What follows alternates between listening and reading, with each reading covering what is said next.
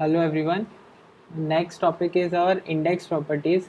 Index properties are the properties which help us to classify the soils and so that we can understand their engineering behaviors depending upon the classification and doing further examination. So these are divided into two parts. First is soil grain properties and the next is soil aggregate properties. Soil grain properties, by the name itself it is clear that it will depend only upon the individual grain. So we can, in this case we can take the remolded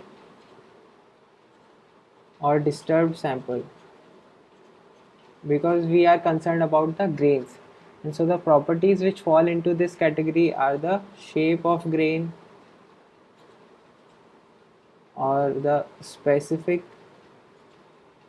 gravity of solids.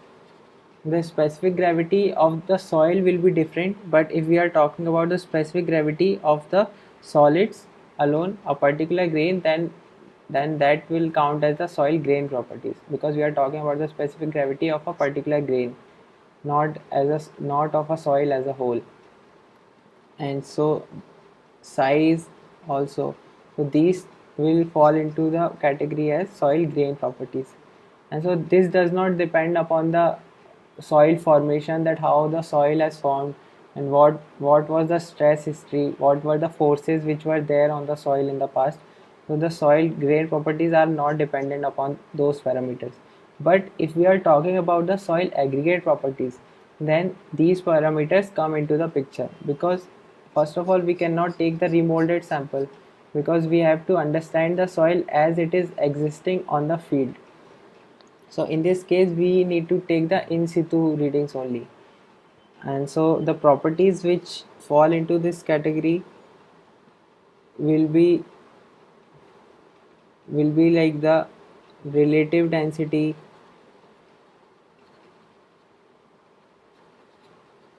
of soil, which we'll see for the coarse, it is used for coarse grained soil, which I'll define later.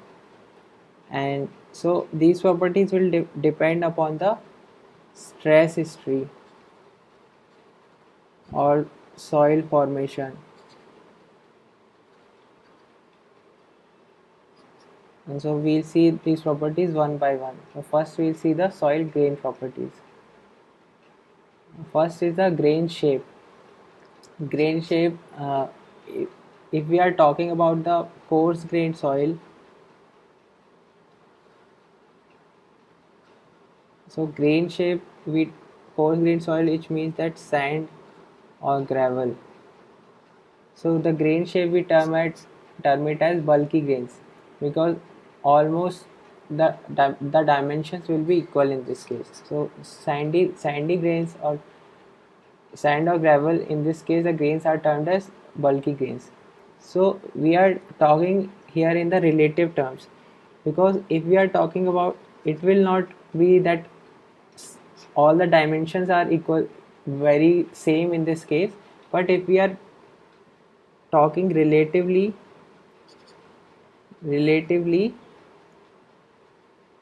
with respect to the fine grained soils like clay, so in that case the particles will be of flaky shape.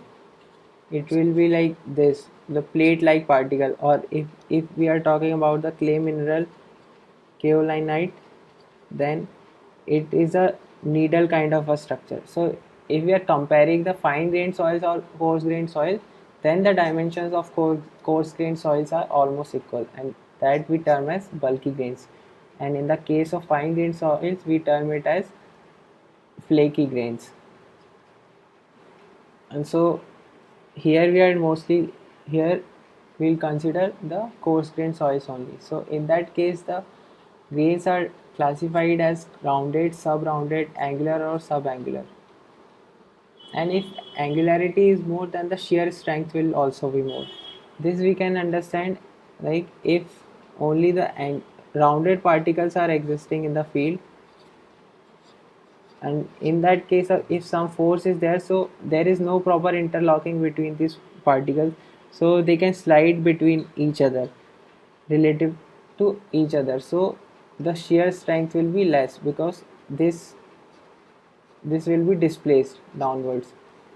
And instead of this, if it is a angular soil formation, so in that case, because of the interlocking, if we are applying some force here, then these particles will not move really with easily, so the shear strength in this case will be more. So the if the angularity is more, that shear strength will also be more. For the classification of the bulky grains, we use the term sphericity. So sphericity is defined as S is equal to D equivalent divided by L. So if there is a particle of length L and it has a volume V, so D equivalent, that is the equivalent diameter of the particle, which means that if for a same for the same volume, what will be the diameter of the sphere. So if we are talking about the same volume, and so what will be the diameter of the sphere. So volume of the sphere is given as 4 upon 3 pi r cube, and r we can replace it as d by 2, and from here d effective can be found out as 6v upon pi to the power 1 by 3. So sorry, this is the d equivalent. So sphericity is the ratio of d equivalent to the length of the particle. So based upon the sphericity, we can term the particles as rounded, subrounded, angular or subrangular. Next is the grain size distribution. Grain size distribution, in this we do the sieve analysis. So there will be different sieves of different sizes, and we pass the soil through these sieves. So depending upon the particles which is retained on sieves, we classify them as the uniformly graded or poorly graded or well graded. So it means that the grain size distribution analysis will help us to separate the particle sizes of different size. So if it is a sieve of size 4.75 mm, so it will hold the particles which are greater than this size, and so on. So that we'll see as we go along. So there are some general terms, general, you can say general classification. So if the particle size is greater than 300 mm, we term it as boulder, and if it is between 300 mm to 80 mm, it is termed as cobbles. So these are the very large particle sizes, and we do not consider as soils. And so the particle size which is between 80 mm to 4.75 mm, it is termed as gravel, and between 4.75 mm to 2 mm, it is termed as coarse sand. Between 2 mm to 0.475 mm, it is termed as medium sand. Between 0.475 mm to 0.075 mm, or we call it as 75 micron, so it is termed as fine sand. So these are our coarse grained soils.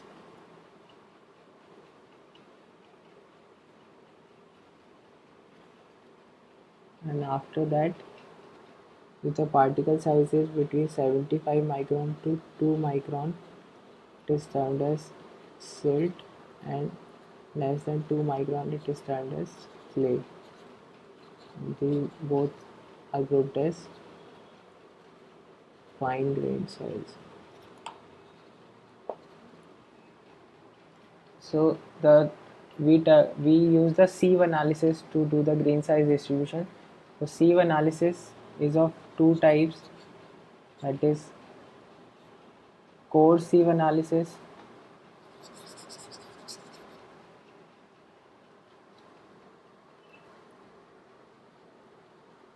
core sieve analysis. So in this, it will always be done in the dry condition. So it is for the relatively bigger size of the particle. So the sieves which are used in this case are 80 mm, 20 mm, 10 mm, and 4.75 mm. These are the four sieves that are used for the core sieve analysis. And for the fine sieve analysis, it may be in the dry or wet condition depending upon the fines.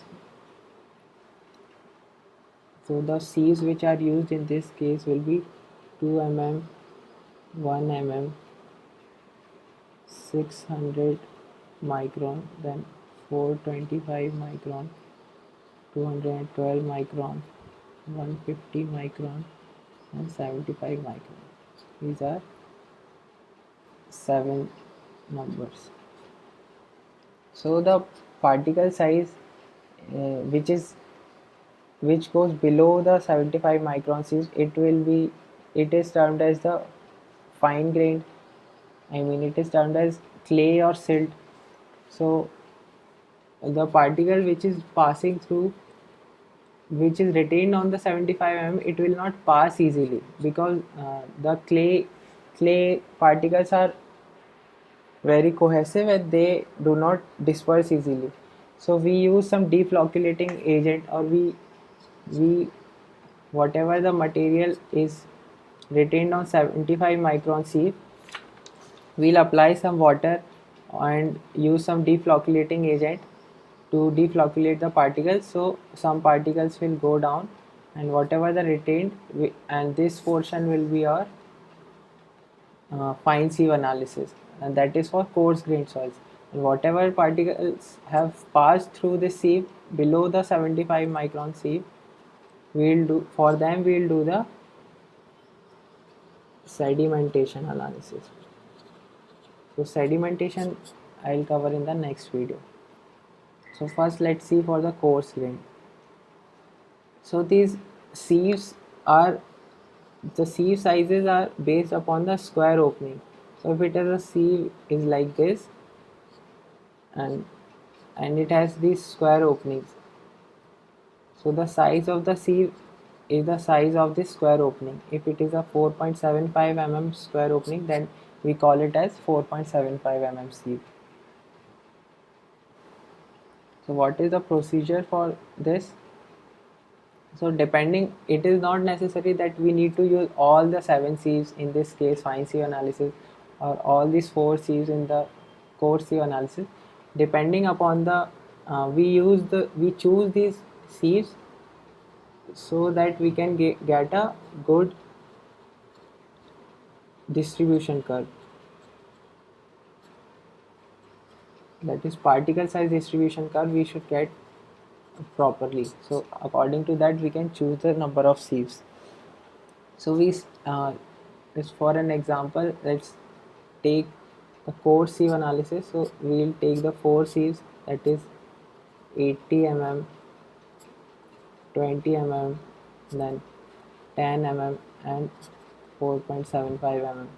So we'll stack over one another, and the biggest size will be on the top and the smallest size will be on the bottom.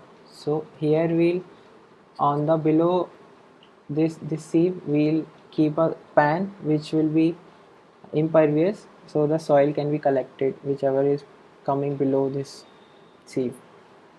So this we can do the sieve analysis by mechanical shaking. So if we are using mechanical shaking, mechanical shaker, so in that case 10 to 15 minute of shaking is sufficient. So after that, whatever is retained on these sieves, we'll find out some values. So what are the values that we calculate depending upon the material which is retained on this sieve. So first will be percentage retained on a sieve. The percentage retained is equal to the weight of soil retained divided by total weight taken. That is total weight of soil which we have taken. So this will give us the percentage retained. So if I am calculating the percentage retained on 80 mm sieve, so whatever is remaining on the 80 mm sieve divided by the total weight which we took for the sieve analysis, it will give me the percentage retained on 80 mm sieve in this case. And next we will calculate the cumulative percentage retained.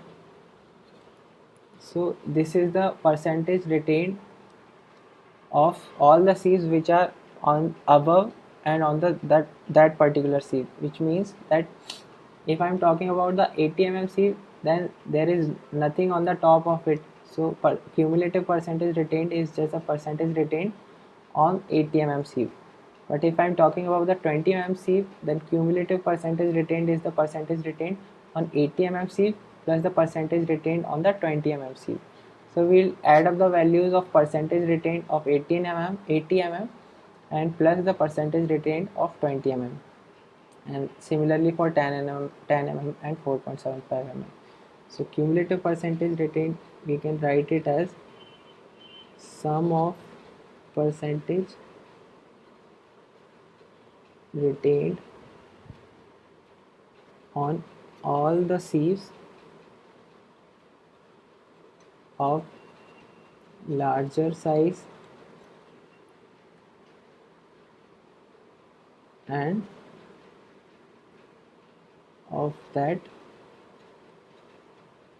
particular size. So the cumulative will be the sum of percentage retained which are on, if we are talking about the 10 mm sieve, so on the top of it are 80 mm and 20 mm. So percentage retained on 80 mm plus percentage retained on 20 mm plus percentage retained on 10 mm. So it will give me the cumulative percentage retained on 10 mm.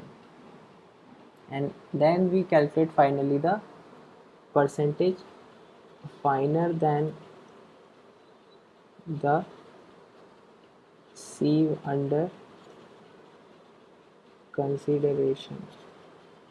It is equal to the 100 minus cumulative percentage retained. So percentage finer means that if I'm talking about the 10 mm sieve, so let's say that from here we found out that from the cumulative percentage we found out that 60% of the particles are above the 10 mm sieve. That above the 10 mm sieves means that they may be on the 10 mm sieve or 20 mm sieve or 80 mm sieve, but the if we do the summation of those particles, it will be of it will contain 60% of the total particles. So it means that 100 minus 60, that is 40. So it means that 40% of the particles are smaller than this sieve size. So that is our percentage finer. Next we plot the grain size distribution curve. So it is plotted between the percentage finer, and on the horizontal axis will be our grain size. So to accommodate more grain sizes, that is the variety of grain sizes from gravel up to the clay, we use the semi-logarithmic graph for the grain size, and whereas for percentage finer we use the normal graph, that is arithmetic graph. So from that we plot this graph and we classify our soils as well graded, uniformly graded, or it is called as poorly graded, and one more is gap graded.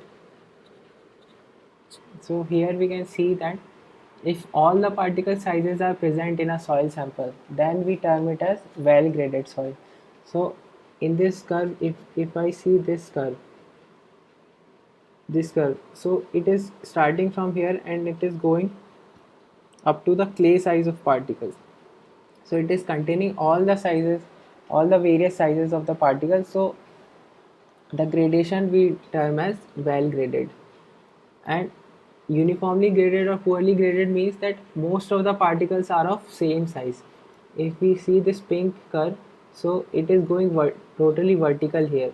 It means that most of the particles are falling in this region, which will be of same size. So this we term as uniformly graded or poorly graded. Gap graded means that some particular size of particles are missing. And in this case, this black one, we can see that in this particle, these particles are not present. So this we term it as gap graded soil. And there are some parameters also defined that we are going to see. So first of all, these are the very important terms which will be used later also, that is D60, D30 and D10. So what do we mean by D60? That's again the similar concept as percentage finer is there. So D60 is the particle size. What is this particle size? It is the particle size such that 60% of the particles are of smaller dia than this. It means that 60% particles which are there in the soil sample are smaller than this particular particle size. And similarly, we can define it for D30. It means that 30% particles are of smaller dia, and D10 means 10% particles are of smaller diameter. So obviously, if 60% particles are smaller, that means that it is a bigger number, and D30 will be smaller than this, and D10 will be the least of the three. So it is like that. D60 is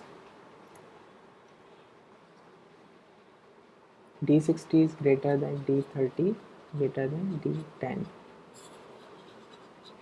and in this D10 we call it as the effective particle size. What do we mean by effective particle size? That if all the soil particles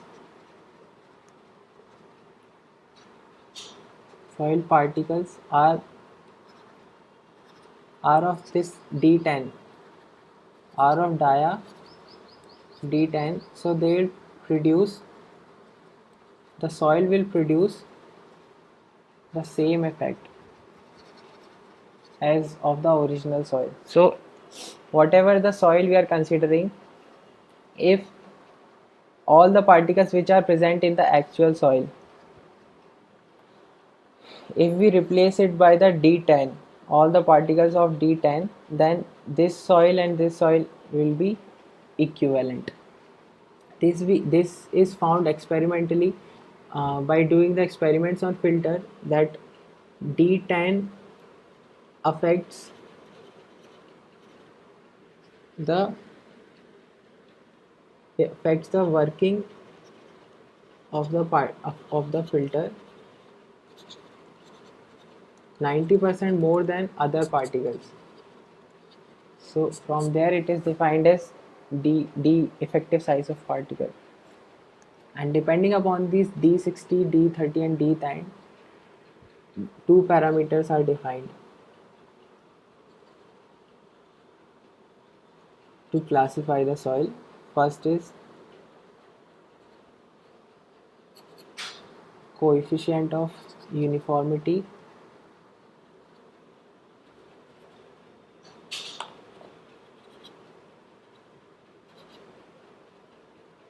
So it is denoted as Cu and it is given as D60 by D10.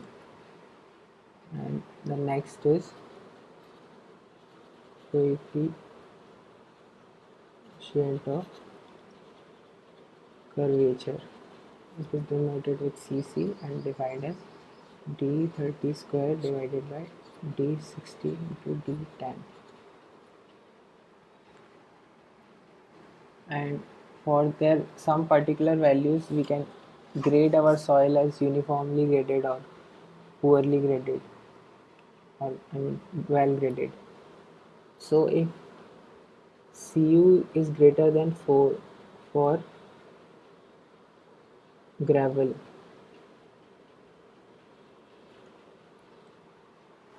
then it is termed as well graded, and Cu is greater than 6 for sand, then it is termed as well graded. Along with it we will check the Cc also. So the Cc value should be between 1 to 3 for well graded.